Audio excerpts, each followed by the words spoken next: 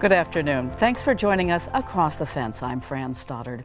According to statistics from the U.S. Department of Agriculture, there are 126,000 dairy cows in Vermont.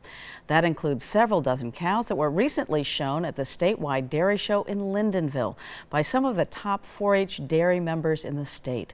Eligibility for the state show is based on participation in a local 4-H dairy show, as well as community service activities and an in-person interview where the 4-Hers discuss their work and answer questions on various dairy topics. Here are some of the competitors in 2019. So we're at the State 4-H Dairy Show here in Caledonia County in the Lyndonville Fairgrounds. We have approximately 87 youth showing their cattle here in both fitting and show classes, which is on the presentation of the animal and how well they're clipped and shown, and then their conformation classes, which are the judge will have the ideal animal for that particular breed in his head and compare the animals that are in the ring with that and place them accordingly. And that number is, we have 125 head of cattle here. Youth are here from all around the state. We have one participant from Windham County all the way up to Essex County. So we have approximately 10 counties that are represented here today. Well, this is my calf. Her name is Auburn Star Predator Chimera, and we have her whole family. We have a string of Ashers, and they're all related. I like them because I grew up on them. I was 3 days old when my grandfather took me out to go start feeding, so they're part of me. They're my life, basically. So they're my best friends. How did you get started with 4-H? I live on a dairy farm. I started showing when I was 4.5. How do you get into it that young? My parents both did it, so it was kind of something already that I wanted to do, and they kind of just boosted me along and helped me through the way. I do not live on the farm. I live very close to the farm. I spent a lot of the time on the farm growing up, and I'd like to go into farming one day with show cows would be my goal. Unlike many 4-Hers, I'm not from a farm. My mom's coworker's daughter used to be in 4-H, and when I was like 5 or 6, she brought me out to the barn, and I was like, whoa, this is so cool. And I did, there's a Pee-wee show at one of the county shows, which is just like kids who aren't old enough to be in 4-H can show. And I did that, and I fell in love with it. So I did that for a few more years, and then when I was old enough to join 4-H, I did, and I've been with the club ever since. So what do you have to do to get an animal ready for a show like this? Try and go every day is the goal. I mean, some days obviously, especially towards the end of spring sports and stuff, but the goal is every day and go lead her around. Every few days I like to wash her, keep her nice and clean, and you just kind of practice what you do in the show ring, walking her around, setting her up. I go out to the barn like twice a week usually, and I train them. We just kind of take them out of the barn, we put them on halters, and just make them walk. We sometimes have to push them if they're being really stubborn. We give them baths, we shave them before shows to make them look all nice together. Try to get my heifer out at least once a day, and try to get her so she listens perfectly in the ring and walks good. I take like 3 or 4 heifers to the fairs and stuff like that, so it's a lot of work, but it's fun. Just show off your animals, know that you bred and own them, and you've grown them to be the best that they can be. You have to be calm because they float off your emotions. So if you're like stressed, she doesn't want to walk. If you're sad or like really angry, she won't cooperate really. But you have to work with her. You have to take her out almost every day. I grain her every day and I soak her to get her hair growing. I wash her once a week. What do you see yourself getting out of this? Oh, there's so many things. I love the community part of it.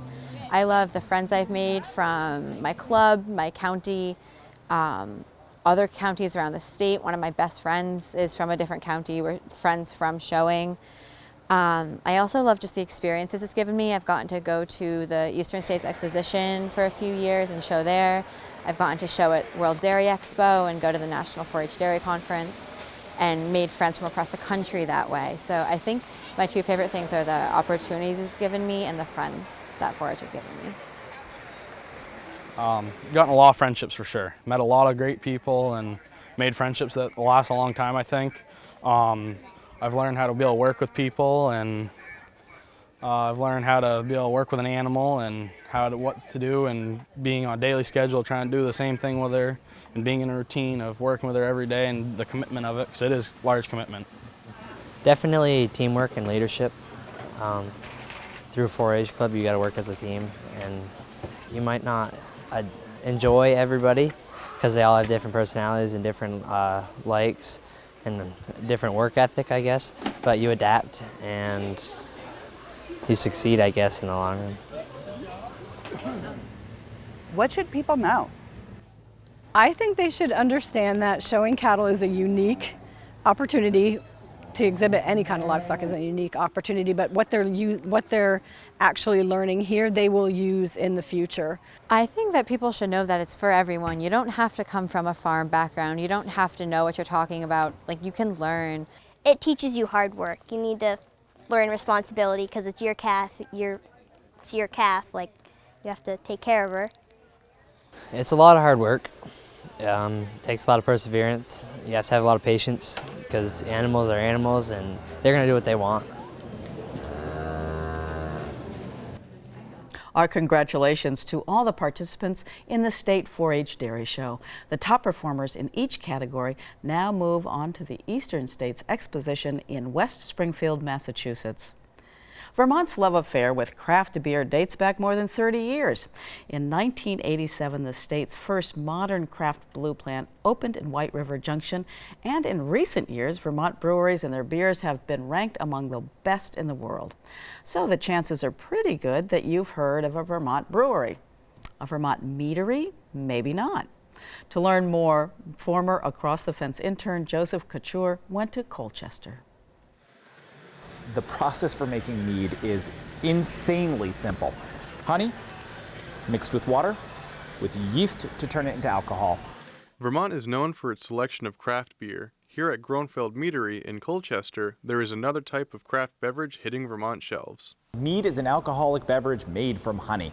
So beer starts with grain, cider starts with apples, wine, generally speaking, starts with grapes. Mead has to start with honey as the fermentable. Ricky and his wife Kelly grew up in Delaware. They met at Middlebury College. They started Groenfeld Meadery about 5 years ago. They've been expanding their selection of mead as well as the services they offer ever since. Things we've made, everything from beer to cider to sake to sauerkraut to cheese, anything. We like to play with that stuff. But professionally, we decided to go with mead, and it was partly because Vermont's beer scene was so full. There was so much good beer. We didn't think we needed to add to that. But we were seeing that as cider was picking up steam in Vermont, we saw that potentially people here could realize, oh, there's more than one craft beverage. There's not just beer, there's also cider, and maybe we can start to introduce mead. So a lot of people have, if they have any thoughts about mead in the back of their minds, they think Vikings. A lot of people think Robin Hood. It does show up in Beowulf. It also shows up in The Lord of the Rings, Harry Potter, and it is the national beverage of Ethiopia. It is the oldest known fermented beverage in China. Anywhere that people had apiaries, access to honey, they have made mead. And part of that is the simplicity. Honey plus water plus yeast. It was the purest sugar source that most people knew. Mead has a rich past. Ricky and Kelly are bringing it back with some Vermont style. So the question of where we fit in the craft world is an open question. We actually have 2 different brands we brew out of here. We're very open about that fact. I am currently the head brewer for both, though I am handing one of them off to my current assistant brewer. But we have Groenfeld Mead, which is our original one, and Havoc Mead. There are differences between the 2 brands, mostly. Groenfeld are classic recipes, historical recipes, and Havoc I get to do whatever the heck I want. But since there was no competition, no one knew where to put us. So we helped create the mead shelf that now other meaderies can come and join. While mead may be made with honey, what the Kleins produce isn't always sweet. So what we make is different from a lot of the other mead on the market. We make a craft mead, so it comes in cans, which look like your beer or your cider. It's got a little bit of light carbonation. It has beer cider strength as far as the alcohol content goes, and it's not sweet. A lot of mead on the market is very sweet. People think honey, they think sweet, but of course Wines don't have to be sweet, even though grape juice is sweet. Mead isn't the only taste of Nordic culture on tap here. There's also a full menu to feed your inner Viking. Part of the thing, too, is just sitting and drinking is not actually how we wanted people to experience our mead. We wanted to have food. We wanted to have a full experience of, community coming together, enjoying a meal together. There's something about that that's not simply about alcohol or even about getting calories into your body. There's something that is much more meaningful and enjoyable about sitting down with people, and the Scandinavian-inspired food we have, we try to use only Viking-era ingredients just to keep it fun, really works well with our product, bringing this idea of feasting, which we feel like mead is a perfect drink for. A lot of people have been coming here specifically because of the food and not because they have a particular interest in the mead we make, and so that's been really neat too. We feel like we're providing something that you can't get anywhere else. But mead is something that is special in people's minds, and I don't think it will ever go away. It is a beverage that is meant for feasting, and that's not really an experience most people have anymore. So as our culture turns back towards each other, which I see coming as people jump off of Facebook and start looking at each other again, I think mead will actually have a place pre-built in, steins of it, horns of it, around a big table or a fire. Half a decade in, Groenfeld Mead has found its place in Vermont's craft beverage landscape. So I think that the fact that I didn't know a lot of things and I learned from trial and error that's where I am and that's how I got here. And if I knew even a little bit more about what I was in for, I think I would have gotten scared and balked. So I'm glad that I didn't know, and I'm glad that it gave me, a false bravery to actually just go ahead and do something, and I'm really glad that I have done that. Mead is something that's still open for you to write your own story around, and I think a lot of people should take that advantage because it doesn't come around very often. An ancient beverage in a new setting. So heed your inner Viking and raise a stein to mead. In Colchester, I'm Joseph Couture with Across the Fence. There are actually 2 meaderies in Vermont. The other is in Groton, and it is also owned and operated by a husband and wife team. That's our program for today. Once again, thank you for joining us Across the Fence. I'm Fran Stott.